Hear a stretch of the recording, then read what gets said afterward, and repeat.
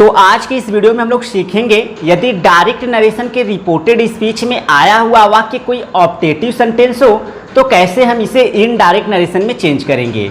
जैसा कि इससे पहले हम लोगों ने डायरेक्ट नरेशन के रिपोर्टेड स्पीच में आए हुए असर्टिव सेंटेंस, इंट्रोगेटिव सेंटेंस या फिर इंपरेटिव सेंटेंस को कैसे इनडायरेक्ट नरेशन में चेंज किया जाए, इन सारे टॉपिक्स को हम लोग सीख चुके हैं। यदि आपने अभी तक इन टॉपिक्स का वीडियो नहीं देखा है तो हमारे चैनल की प्लेलिस्ट में जाकर आप उन वीडियोस को देख सकते हैं और साथ ही साथ डायरेक्ट नरेशन से इनडायरेक्ट नरेशन बनाने के जो जनरल रूल्स हैं उनके भी वीडियो अगर आप देख लेंगे तो आप आसानी से डायरेक्ट नरेशन को इनडायरेक्ट नरेशन में चेंज करना सीख जाएंगे।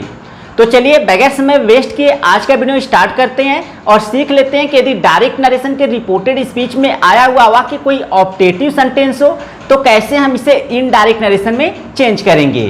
तो सबसे पहले जानते हैं कि ऑप्टेटिव सेंटेंस किसे कहते हैं। ऑप्टेटिव सेंटेंस, ऑप्टेटिव सेंटेंस को हिंदी में बोला जाता है इच्छा सूचक वाक्य। इसका डिफिनेशन होता है अ सेंटेंस विच मतलब जो कि, एक्सप्रेसेस मतलब प्रकट करता है, अकर्ज मतलब एक अभिश्राप, प्रेयर अर्थात प्रार्थना,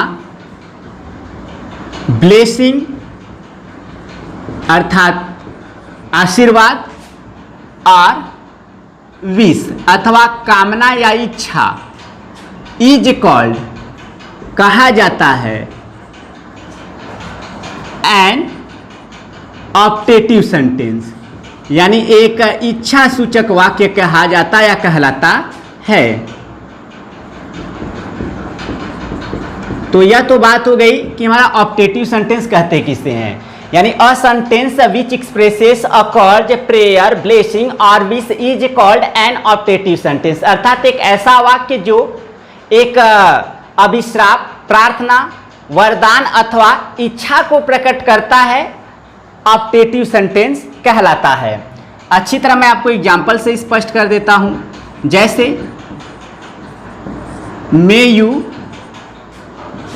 गेट अ गुड जॉब, ईश्वर करे तुम एक अच्छे जॉब को प्राप्त करो या एक अच्छी नौकरी को प्राप्त करो। तो यहां पर देख सकते हैं अच्छी इच्छा है अर्थात विश है, ठीक है। इसके बाद एक और एग्जाम्पल यहां पर मैं शो करता हूं, may you fail this year, ईश्वर करे तुम इस वर्ष फेल हो जाओ। तो यहां पर देख सकते हैं बुरी इच्छा है, तो इच्छा अगर बुरी रहेगी तो आपको कर्ज का भाव दिखाई देगा, अभिश्राप का, ठीक है। इसके बाद एक और एग्जाम्पल यहां पर हम देखते हैं, मे गॉड हेल्प यू, ईश्वर तुम्हारी मदद करे। तो यहां पर देख सकते हैं गॉड शब्द कर्ता के रूप में आ गया है, इसलिए इसमें जो है प्रेयर का भाव है, प्रार्थना का, ठीक है। तो यह आपका हो गया। इसके अलावा जो आपका ऑप्टेटिव सेंटेंस होता है उसमें आपको अच्छी इच्छा देखने को मिलता है, जैसे कि आपको गुड मॉर्निंग देखने को मिल जाएगा, ठीक है, good morning, good evening, good afternoon, यह सब देखने को मिल जाएगा, गुड नाइट, ठीक है। तो यह सब भी आपका ऑप्टेटिव सेंटेंस के अंतर्गत आता है, ठीक है। तो इसी तरह हैप्पी होली, हैप्पी दिवाली, यह सब भी जो है शुभकामना के लिए बोला जाता है, इसलिए यह सभी भी जो है आपका ऑप्टेटिव सेंटेंस के अंतर्गत आते हैं। और ऑप्टेटिव सेंटेंस की सबसे बड़ी पहचान होती है कि यह मे से प्रारंभ होता है, मैक्सिमम यह मे से प्रारंभ होता है और इंटरजेक्शन मार्क से क्या होता है, समाप्त होता है। तो प्रायः ऑप्टेटिव सेंटेंस में से प्रारंभ होता है, देख सकते हैं, और इंटरजेक्शन मार्क से समाप्त होता है। तो यह जो है सबसे बड़ी पहचान है ऑप्टेटिव सेंटेंस की। और मैं एक चीज आपको और क्लियर कर देना चाहता हूं, अगर आप इनका अर्थ देखेंगे, may you get a good job, ईश्वर करे तुम एक अच्छी नौकरी प्राप्त करो, तो यहां पर गॉड शब्द नहीं लिखा गया है, जबकि हिंदी में मैं गॉड शब्द कह रहा हूं। तो ऐसा क्यों? तो कौन से प्रश्न करने पर अगर आपको उत्तर के रूप में गॉड मिलता है अर्थात कर्ता के रूप में गॉड है, तब तो आपको गॉड शब्द इंग्लिश में लिखना होगा, नहीं तो आपको नहीं लिखना है। देखिए कौन एक अच्छी नौकरी प्राप्त करे, तो देखिए तुम, गॉड शब्द नहीं मिला तो इसका मतलब गॉड हम नहीं लिखेंगे। इसी तरह may you fail this year, ईश्वर करे तुम इस वर्ष फेल हो जाओ। कौन इस वर्ष फेल हो जाए? तुम। तो देखिए गॉड जो है ईश्वर के जो है गॉड जो है कर्ता के रूप में नहीं मिला, अर्थात उत्तर के रूप में नहीं मिला गॉड, तो हम गॉड शब्द यहाँ पर इंग्लिश में नहीं लिखेंगे। इसके बाद यहाँ पर देखिए मे गॉड हेल्प यू, ईश्वर तुम्हारी मदद करे। कौन तुम्हारी मदद करे? गॉड, ईश्वर। देखिए कौन, यहाँ पर कौन से प्रश्न करने पे गॉड उत्तर के रूप में मिल गया, इसलिए इंग्लिश में हमको गॉड शब्द लिखना पड़ा। तो आई होप आप समझ गए होंगे, ठीक है। तो यह तो बात हो गई कि ऑप्टेटिव सेंटेंस होता क्या है और कैसे हम इसको पहचानते हैं। अब यही ऑप्टेटिव सेंटेंस अगर आपके डायरेक्ट नरेशन के रिपोर्टेड स्पीच में आ जाए तो कैसे आप इनडायरेक्ट नरेशन में इसको चेंज करेंगे, अब हम इस टॉपिक के बारे में बात करेंगे, ठीक है। तो आई होप आपको अच्छे से समझ में आ रहा होगा। अगर फिर भी कोई प्रॉब्लम है तो आप हमें कमेंट सेक्शन में जरूर पूछ सकते हैं। तो चलिए अब हम बात करते हैं कि यदि डायरेक्ट नरेशन के रिपोर्टेड स्पीच में आया हुआ वाक्य कोई ऑप्टेटिव सेंटेंस हो तो कैसे इसे इनडायरेक्ट नरेशन में चेंज करना होगा। तो इसके लिए आपको कुछ स्पेशल रूल्स याद रखने होंगे, कुछ विशेष नियम याद रखने होंगे जो कि आपको ऑप्टेटिव सेंटेंस के लिए अप्लाई करना होगा जब आप इनडायरेक्ट नरेशन बनाएंगे। तो सबसे पहले आपको यह देखना है कि आपका जो रिपोर्टेड स्पीच है, जो आपका रिपोर्टेड स्पीच का वाक्य है, अगर उसमें जो है विश का भाव है, इच्छा का भाव है, यानी इच्छा दो तरह की होती है। अगर अच्छी इच्छा है, जैसे इच्छा आपकी अच्छी है, एक होती है बुरी, एक अच्छी इच्छा होती है और एक बुरी इच्छा होती है। अगर अच्छी इच्छा है तो आपका जो सेड है या सेड टू है, ठीक है, तो यह आपका चेंज हो जाता है किसमें? विश्ड में। और अगर आपकी इच्छा, वह जो इच्छा है वह बुरी है, तो इसका मतलब आपका जो सेड है या आपका सेड टू है, यह आपका चेंज हो जाता है कर्ज्ड में। किसमें चेंज हो जाता है? कर्ज में। यह चीज याद रखिएगा, कर्ज में आपका सेड या सेड टू चेंज हो जाता है।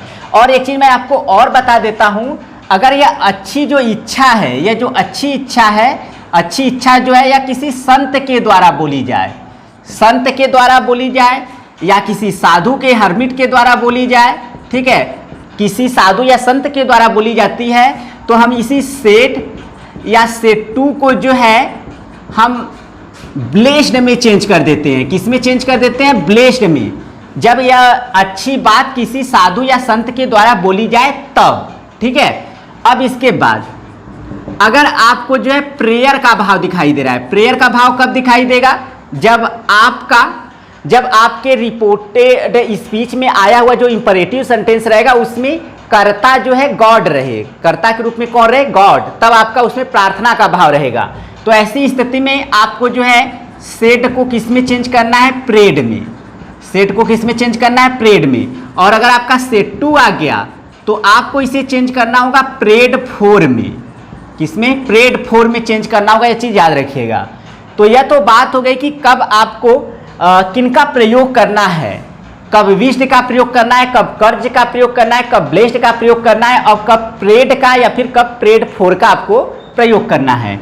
इसके बाद रूल नंबर सेकेंड, आपको रिपोर्टिंग वर्ब के बाद एक कंजक्शन जो है दैट लिखना है, यह चीज याद रखिएगा। और याद हमेशा रखिएगा कि आप जब कंजक्शन दैट प्रयोग कर लेंगे तो शेष वाक्य को असर्टिव सेंटेंस बनाना होता है, अर्थात आपको कर्ता से शुरू करना होगा और फुल स्टॉप से जो है समाप्त करना होगा। तो दैट के बाद आपको सब्जेक्ट से शुरू करना होगा और फुल स्टॉप से समाप्त करना होगा। अब चलिए मैं आपको एग्जाम्पल की सहायता से अच्छे से स्पष्ट कर देता हूं। तो यहां पर मैं आपको डायरेक्ट नरेशन का एक एग्जाम्पल शो करता हूं। जैसे माई टीचर सेड, मेरे अध्यापक ने कहा, may you pass this year, ईश्वर करे तुम इस वर्ष पास हो जाओ।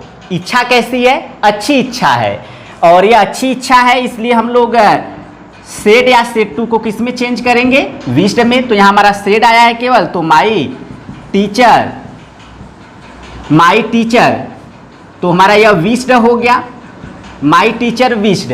कंजक्शन क्या आ गया? दैट। अब दैट के बाद हमको कर्ता से शुरू करना है, यू को चेंज करेंगे, यहां पर मी ऑब्जेक्ट मानेंगे, तो आई। मे को किस में चेंज करना है? माइट में, जैसा कि हम लोग पहले सीखे हुए हैं। पास और दिस को किस में चेंज करना होता है? दैट में, जैसा कि आप लोग जनरल रूल्स में पढ़े हैं, दैट ईयर। तो my teacher wish that I might pass that year. इस तरह से हो गया। अब इसी तरह से और भी एग्जाम्पल देखते हैं, ताकि आपका कोई भी जो प्रॉब्लम है वह शेष न रहे। सारा प्रॉब्लम मैं आपका सॉल्व कर देना चाहता हूं, ताकि आपको कोई भी कंफ्यूजन ना रहे। अब इसी तरह से देखिए, मैं एक दूसरा एग्जाम्पल लिखता हूं। My teacher said to me, मेरे अध्यापक ने मुझसे कहा, may you fail this year, यानी मेरे अध्यापक ने कहा ईश्वर करे तुम इस वर्ष फेल हो जाओ। तो इच्छा कैसी है? बुरी इच्छा है, तो इसका मतलब किसका भाव आ गया? अभिश्राप का, कर्ज का। तो माई टीचर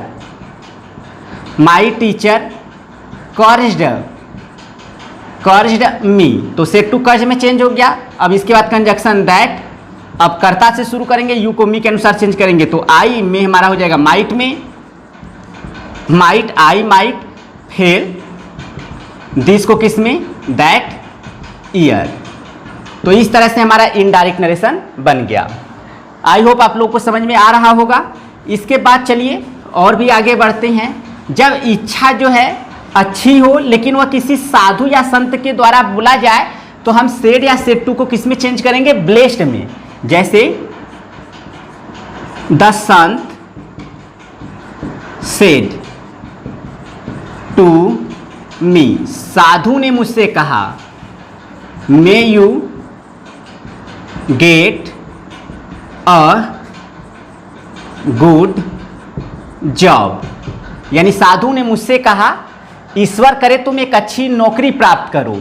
तो यह जो है साधु बोल रहा है, तो इसका मतलब वो आशीर्वाद देगा। तो अच्छी इच्छा को हम लोग जो साधु या संत के द्वारा बोली जाती है, तो सेड टू को ब्लेस्ड में चेंज कर देते हैं। तो इस तरह से हमारा इनडायरेक्ट बनेगा the Sant blessed me, conjunction हो जाएगा दैट, और यू को चेंज करेंगे तो आई में हमारा हो जाएगा might get a good job. इस तरह से हमारा इनडायरेक्ट नरेशन बन गया। इसके बाद मैं एक चीज आपको और स्पष्ट कर देता हूं, जब यह बुरी इच्छा किसी साधु या संत के द्वारा बोली जाए, तो भी हमारा कर्ज ही रहेगा। जैसे यहां पर मैं एग्जांपल एक और देता हूं, जैसे द संत सेड, साधु ने कहा, may you go to hell, ईश्वर करे तुम नरक में जाओ। तो कैसी इच्छा है? बुरी इच्छा है, तो इसका मतलब कर्ज का भाव है। तो हम लोग क्या करेंगे? The saint cursed that, you को चेंज करेंगे ऑब्जेक्ट मानकर, तो हमारा आई हो जाएगा, I might go to hell. इस तरह से हमारा जो है इनडायरेक्ट नरेशन बन गया। अब इसके बाद चलिए मैं प्रार्थना के लिए आपको एग्जाम्पल शो कर देता हूं, ताकि इससे भी आप अच्छे से समझ जाएं। तो यहां पर मैं डायरेक्ट नरेशन का एग्जाम्पल लिखता हूं। माई सिस्टर सेड, मेरी बहन ने कहा, मे गॉड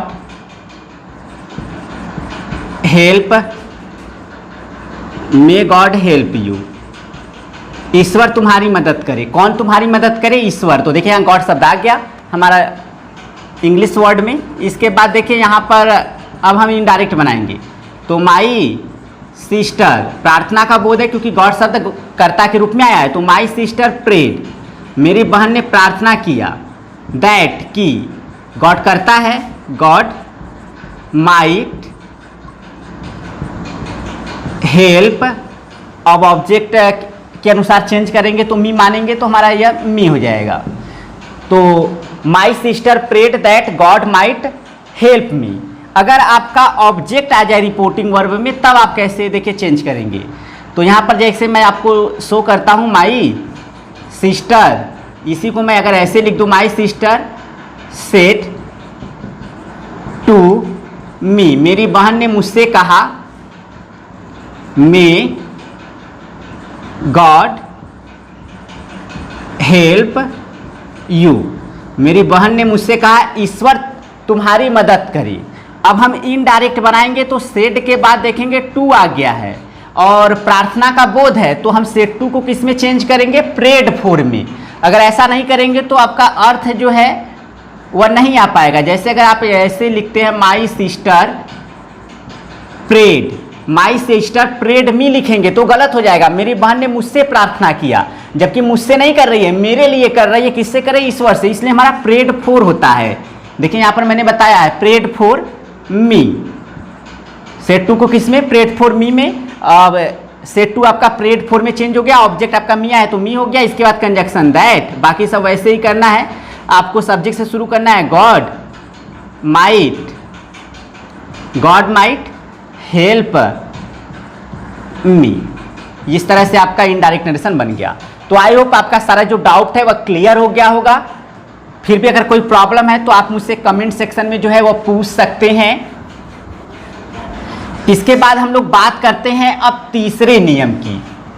जब आपके डायरेक्ट नरेशन के रिपोर्टेड स्पीच में जो है good morning, good evening, goodbye, good night इन शब्दों का प्रयोग हो, अर्थात यह शब्द समूहों का प्रयोग हो शुभकामना के लिए, तब कैसे आप इनडायरेक्ट नरेशन बनाएंगे। तो रूल नंबर 3, देखिए शुभकामनाएं जो है वह दो तरह की दी जाती है। एक मिलते समय और दूसरा जब आप विदा लेते हैं तो आप जो है कोई ग्रीटिंग वर्ड बोलते हैं फेयरवेल के लिए, विदाई के लिए। तो मान लीजिए मिलते समय, हम पहले मिलते समय जो आपको शब्द समूह बोला जाता है या शब्द बोला जाता है उनके बारे में बताते हैं। जैसे आपका मिलते समय गुड मॉर्निंग बोलते हैं, ठीक है, गुड मॉर्निंग बोलते हैं, गुड इवनिंग बोलते हैं, यह सब आप बोलते हैं। तो मिलते समय जो आप शब्द या शुभकामना वाले शब्द समूह बोलते हैं उसको अगर आप डायरेक्ट नरेशन के रिपोर्टेड स्पीच में देखते हैं, अर्थात ऑप्टेटिव सेंटेंस के रूप में देखते हैं, तो कैसे इनडायरेक्ट नरेशन में चेंज करेंगे। तो इसके लिए आप चीज़ याद रखिएगा, आपको जो है वो जो सेड दिखाई देगा या सेड टू दिखाई देगा, इनसे आपको चेंज करना होगा विश्ड में, इच्छा प्रकट किया, ठीक है, विश्ड में चेंज करना होगा। मिलते समय जो शुभकामना वाले शब्द बोले जाते हैं जैसे गुड मॉर्निंग, गुड इवनिंग, और इसी तरह से आपका हैप्पी दिवाली, हैप्पी होली, यह सब आप मिलते समय जो है बोलते हैं। तो यह सब के सब जो हैं आपका सेड या सेड टू के साथ अगर देखने को मिल रहे हैं तो आपको सेड या सेड टू को विश्ड में जो है वह चेंज करना है। अच्छी तरह मैं आपको एग्जाम्पल से स्पष्ट कर देता हूं ताकि कोई प्रॉब्लम ना रहे आपको।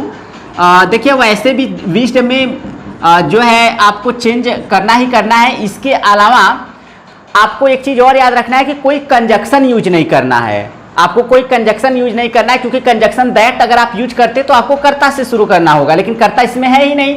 तो यहाँ पर मैं देखिए एग्जाम्पल से स्पष्ट करता हूँ। जैसे रवि सेड, रवि ने कहा गुड मॉर्निंग माई फ्रेंड, यानी रवि ने कहा मेरे मित्र सुबह का नमस्कार। तो गुड मॉर्निंग मिलते समय बोला जाता है, इसलिए जब हम इनडायरेक्ट बनाएंगे तो सेड या सेड टू को किस में चेंज करना है? विश्ड में। तो रवि, अब देखिए इसे चाहे तो आप ऑब्जेक्ट बना सकते हैं रिपोर्टिंग वर्ब का, तो रवि विश्ड। अब माई हमारा चेंज होगा रवि के अनुसार, तो हीज हो जाएगा, his friend. Ravi wished his friend. इसके बाद गुड मॉर्निंग, कोई भी कंजक्शन यूज नहीं करना है, यह चीज़ याद रखिएगा।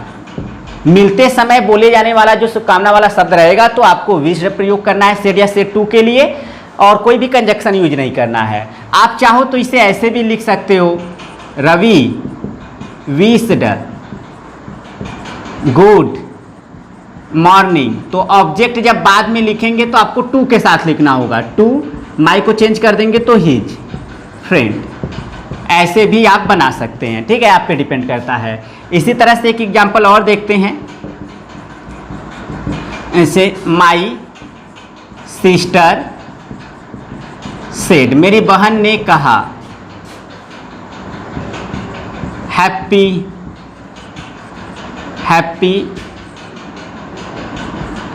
दिवाली रवि। तो यह हो गया हैप्पी दिवाली रवि। यानी मेरी बहन ने कहा रवि हैप्पी दिवाली, यानी दिवाली की शुभकामनाएं या दिवाली प्रसन्नता वाला रहे। तो यहाँ पर देख सकते हैं हैप्पी दिवाली जो है शुभकामना के लिए बोला जाता है। तो हम इनडायरेक्ट बनाएंगे माई सिस्टर। अब सेड को हमको विश्ड में चेंज करना है। My sister wished happy Diwali to Ravi. जब ऑब्जेक्ट बाद में लिखेंगे तो टू के साथ लिखेंगे, नहीं तो आप चाहो तो ऐसे भी लिख सकते हो, my sister wished Ravi happy Diwali. इस तरह से भी आप बना सकते हैं। तो आई होप आपका यह जो प्रॉब्लम होगा अगर रहा हो तो जाहिर सी बात है आपका सॉल्व हो गया होगा और आपको समझ में भी आ गया होगा कि कब आपको विश्ड में चेंज करना है सेड या सेड टू को। अब इसके बाद देखिए कब सेड या सेड टू को हमको बेड में चेंज करना होता है। अब इसके बारे में बात कर लेते हैं। देखिए जब विदा लेते समय बोले जाने वाले शुभकामना वाले शब्दों का प्रयोग हो, जब आप विदा लेते हैं यानी विदाई लेते हैं तो जाहिर सी बात है चाहे तो आप गुड बाय बोल देते हैं या तो हो सकता है कि आप गुड नाइट बोलते हो, ऐसा कुछ, ठीक है, या फिर टाटा भी बोलते हैं, बाय बाय भी बोलते हैं। तो अगर आपको यह विदा लेते समय बोले जाने वाले शब्द दिखाई दे रहे हैं तो आपको क्या करना है, जो आपका सेड रहेगा या फिर आपका सेड टू रहेगा, आपको जो है इन्हें बेड में चेंज करना है। बेड का हिंदी अर्थ होता है आज्ञा लिया या फिर विदा किया, बाइट का फॉर्म है। तो अगर आप विश्ड लिख देंगे तो गलत नहीं है, लेकिन बेड अच्छा माना जाता है, ठीक है, इसलिए मैं आपको बता दे रहा हूँ। तो इसे अच्छी तरह मैं आपको एग्जाम्पल से स्पष्ट कर देता हूँ। जैसे Ravi said goodbye my friends. Ravi ने कहा मेरे मित्रों गुड बाय, यानी विदाई अच्छी हो। अब यहाँ पर देखिए यह विदा लेते समय गुड बाय बोला जाता है, इसलिए हम सेड या सेड टू को किस में चेंज करेंगे, बेड में चेंज करेंगे। विश्ड अगर लिख देंगे तो गलत नहीं है, लेकिन बेड का प्रयोग अच्छा माना जाता है क्योंकि विदाई के लिए उसी का प्रयोग करना चाहिए। तो हमारा इस तरह से हो जाएगा Ravi bade goodbye to. देखिए ऑब्जेक्ट बाद में लिखेंगे तो टू के साथ, जैसे आप इससे पहले कर रहे थे तो माई को चेंज करेंगे रवि के अनुसार तो हीज हो जाएगा, हीज फ्रेंड्स।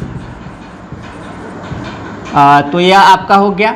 इसके अलावा इसे ऐसे भी आप बना सकते हैं, Ravi bade his friends, object के रूप में लेकर भी आप बना सकते हैं गुड बाय, जैसा कि इससे पहले हम लोग कर रहे थे, ठीक है। तो ये इस तरह से आप बना सकते हैं।